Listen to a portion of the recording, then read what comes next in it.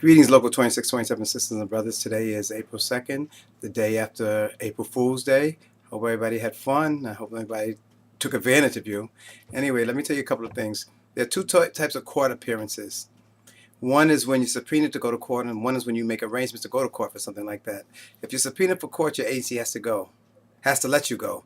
If you make some type of arrangements because you have some type of court action going on, then it's up to management whether they let you go or not. But you should use your annual leave. I mean, you have to use your annual leave for that.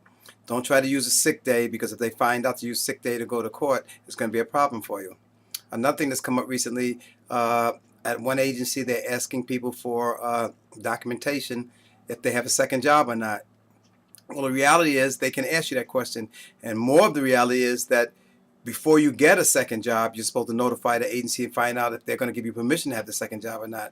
So if they ask you for some documentation like that, trust me, you need to fill it out. Nothing's going to happen, but you need to fill it out, because if they find out later that you didn't tell them, they're going to get you for fraud, and that's a way to lose your job. So if they want to know if you have a second job, give them the information. But remember, your city job, they consider your primary job.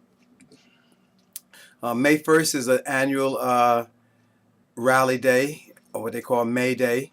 And, they talk about different things like the rally is for different things like a safe life, education, healthcare, housing, things of that sort, immigration.